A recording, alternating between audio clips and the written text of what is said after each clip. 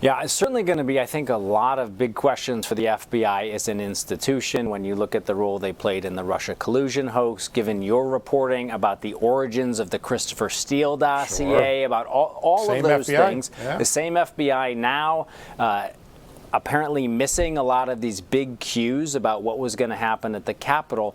But it sounds like there may also be another FBI connection here. Yeah. You have in your article, as you do with all of the articles, you have a dig-in section where you actually allow your readers to see the work that you do, and you've got in there an indictment, a charge against one Thomas Caldwell. Tell us about Thomas Caldwell. So he's one of the 12 people that are charged with conspiracy. What does that mean? They were planners. They were conspiring long before the day of the event.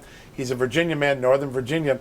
His lawyer made a filing in court late last night. Yeah. We have not been able to get the FBI to confirm this, but in this filing, the lawyer says, my client worked for the Navy for a long time. He had a top secret clearance for many, many years.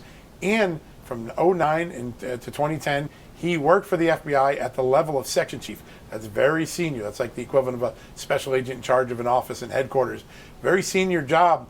The idea that an FBI man was somehow involved in this, if that turns out to be true, it's going to turn the scrutiny even more into what the Bureau was up to and why it might have looked the other way or missed some of this information. Yeah, and this is a huge potential development. Yeah, right. We need to verify this. That's right. But one of the individuals charged with conspiracy, charged with, again, our viewers know this, for working with others to plan this, was, his lawyer claimed, someone who worked at a senior level in the FBI less than a decade ago. Exactly. It's a real shocker. And again, he said this under penalty of perjury, so the lawyer could be held accountable if it's not true. We're trying to dig in and find out about it. There was another moment today, I think, that also resonates with this line of reasoning that's now becoming apparent to the American public. And that is, the president's lawyer said, all the people that have been charged with doing something terrible at the Capitol that day, rioting, assaulting police, not a single one of them has been charged with conspiring the president. Why is that? Because no one can prove the president encouraged him to do that. Right. I thought that little moment where, hey, federal prosecutors have had a month to suggest the president was involved in this and did not, that was a very dramatic moment that, common sense jury goes, yeah, that's a good question. Why hasn't the president come up with these documents? Yeah. The answer is, it was all pre-planned well before the president's speech. Yeah, so there's no evidence of that. And then again, you've got the story out about the evidence that is emerging of the pre-planning. Thomas Caldwell, one of the individuals charged with conspiracy, and according to his lawyer, a Navy veteran, top secret security clearance. And let's break down for our viewers, a section chief for the FBI, equivalent of what we'd call a SAC, a special agent in charge, which would be, if there's an FBI field office or a Bureau of Alcohol, Tobacco, Firearms field office in Chicago, the SAC would be the person in charge of that entire office. It's a fairly senior position in the FBI, at least that's what the lawyer is claiming. Yeah, and it's a rare moment when someone just jumps from the Navy or any civilian or other sector to a SAC job or to a section chief. Or, so normally you have to work your way up, agent all the way up. Right. So there's something unique about his entrance into the Bureau. Doesn't mean anything.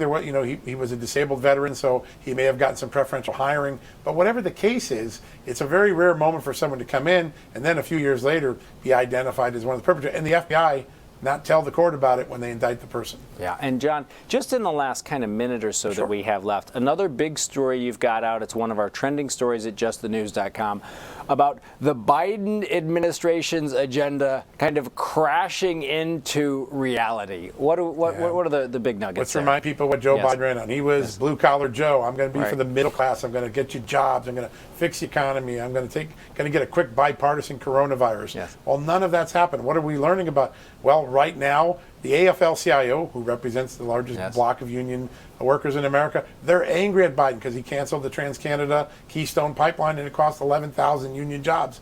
Yesterday, we found out from the nonpartisan Congressional Budget Office the plan to raise the minimum wage going to cost 1.4 million jobs. It's going to handicap small businesses already hurt by coronavirus. Joe Biden's agenda is now hitting the real Americans, and reality is setting in that what they heard sounded great, but what's actually happening feels a lot different.